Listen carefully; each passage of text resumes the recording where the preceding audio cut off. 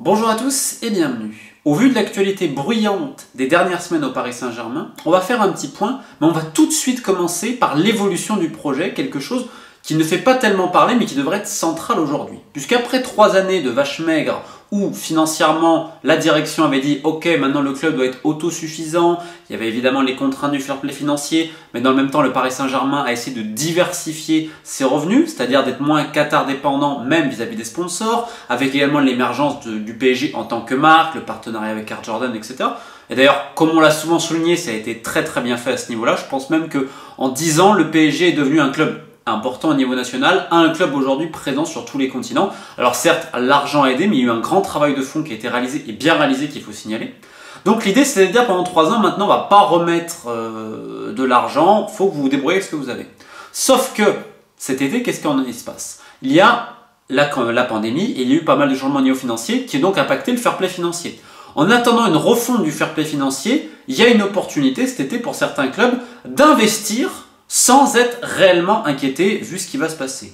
Or, vu ça et le calendrier, c'est-à-dire l'an prochain c'est la Coupe du Monde, eh ben on a décidé à Doha que cet été on allait réinvestir un petit peu et donc l'enveloppe est plutôt conséquente.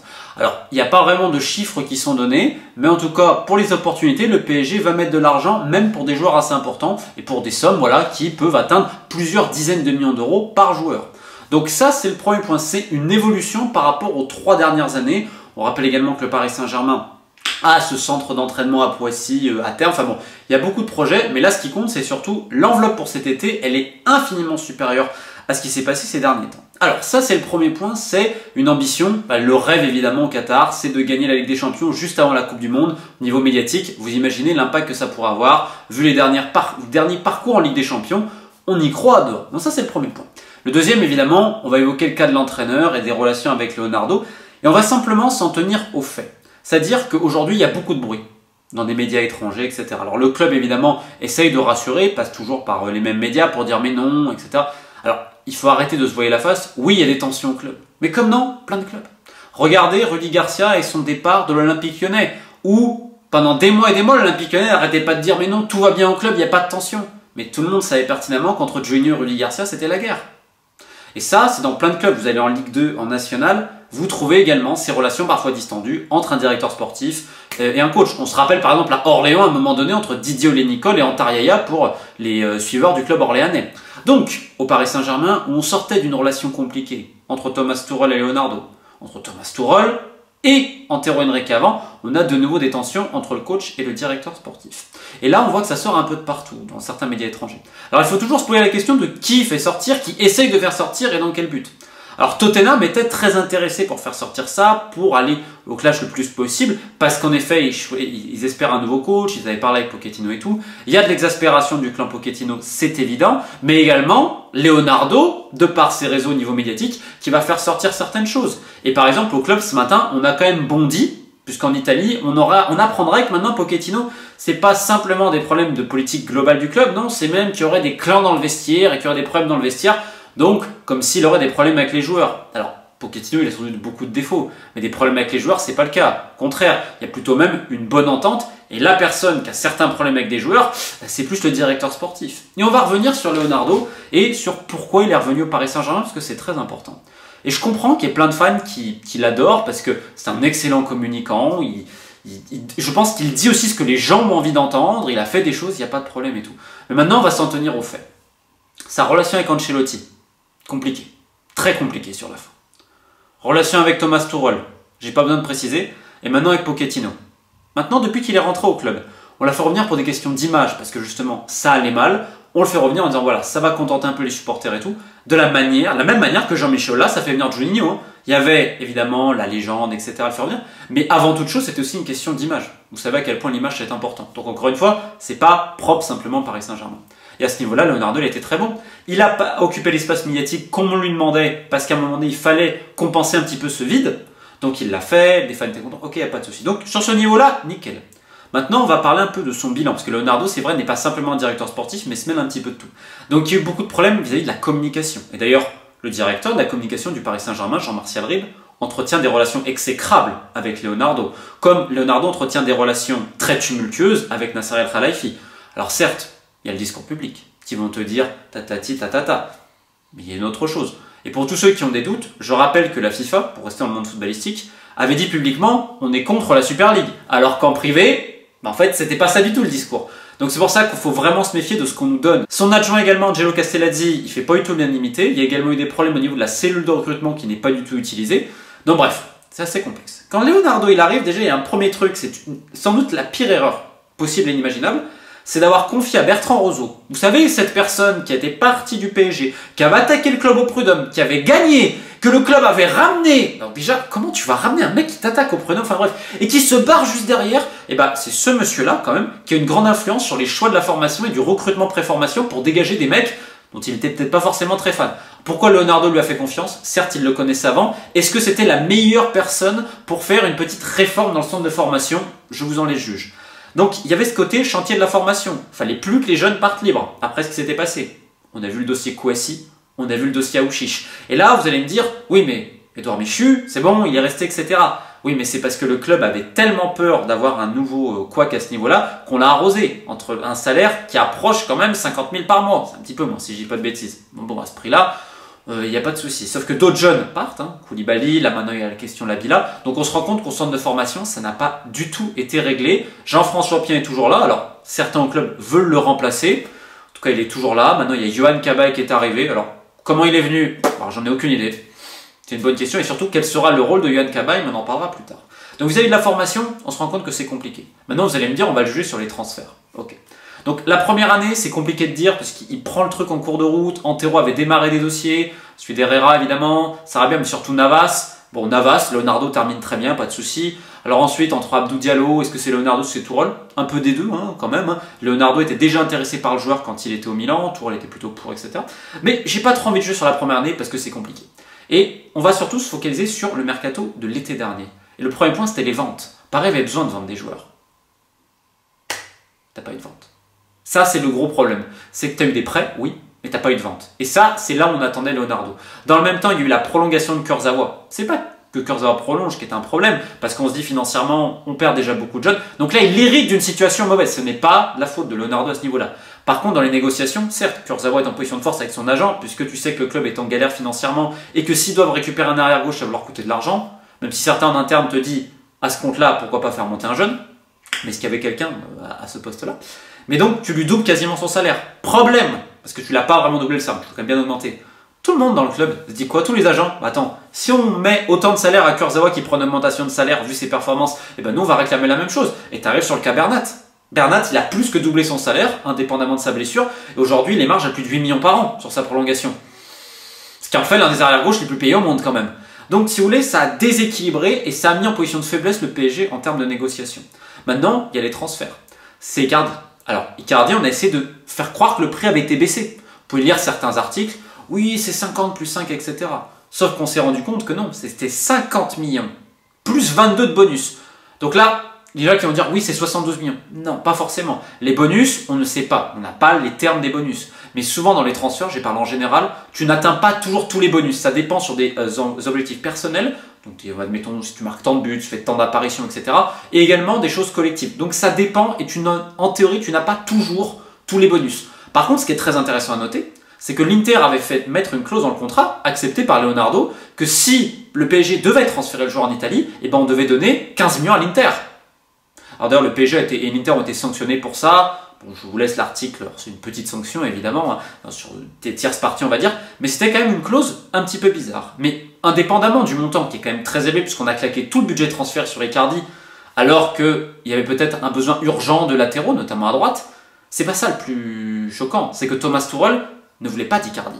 Donc c'est-à-dire que tu as claqué tout ton budget de transfert sur un joueur dont le coach, pour ce qui s'était passé, etc., ne voulait pas vraiment. Ça pose vraiment question. Dans le même temps, il y a eu d'autres transferts. Florenzi. Alors Florenzi, sur le coup, tu te dis c'est pas une mauvaise idée.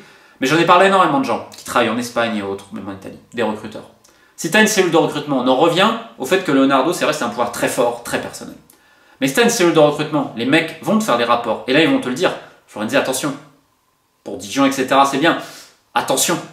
C'est pas ça vraiment dont on a besoin, parce que physiquement, parce que défensivement. Tu vois, il n'y a pas eu ce travail vraiment là de fait. Mais bon, à la rigueur, pourquoi pas, c'était une idée, c'est pas un mauvais mec et tout.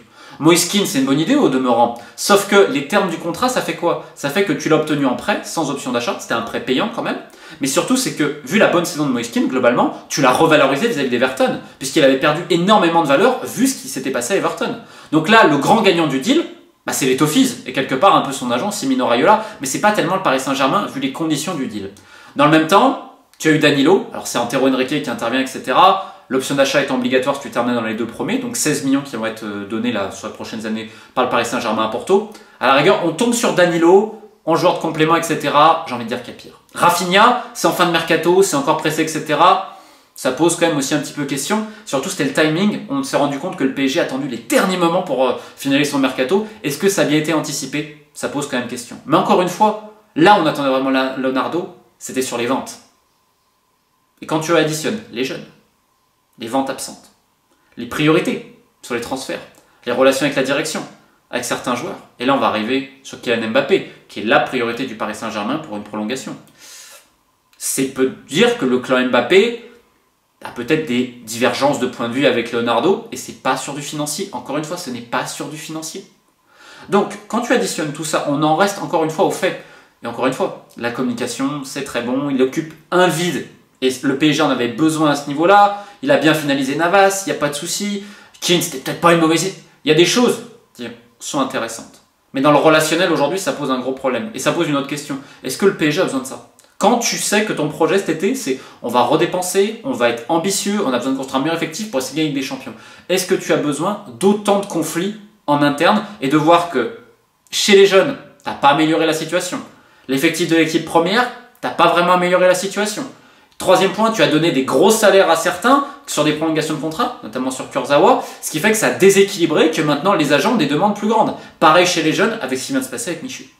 Donc ça pose question. Et en même temps, tu as le dossier des féminines, où c'est son adjoint Angelo Castellazzi qui gérait avec Monsieur Durand, si je ne dis pas de bêtises. Qu'est-ce qui s'est passé? Tu te rends compte que pas mal de joueuses très importantes quittent également le club. Il y a un souci, et d'ailleurs le Paris Saint-Germain souhaite un directeur sportif spécialement pour les féminines. Pareil qu'on parle du Lyric Ramé, j'ai pas d'informations, mais alors là je tombe des nues, vu ce que le Lyric Ramé a fait à Bordeaux, c'est surréaliste. Donc, aujourd'hui, Pochettino, Leonardo, oui, c'est sûr que ça va pas aller très très loin ensemble, et c'est souhaitable pour personne, et surtout pour le club en fait. Parce que là, tu te donnes en spectacle. Parce que c'est toujours la même chose, on va te dire. Oui, mais il me dit ça, hypocrisie, il passe dans mon dos, patati patata. C'est toujours la même chose, donc c'est souhaitable pour personne. Donc maintenant, la question c'est qu'est-ce qu'on fait? Et le Paris Saint-Germain, là, pour le coup, anticipe. Parce qu'il parle avec des entraîneurs et des directeurs sportifs. Alors, est-ce qu'ils veulent se séparer de un des deux? J'en sais rien. Parce qu'on ne peut pas savoir pour une raison simple. Toutes les décisions sont prises à Doha.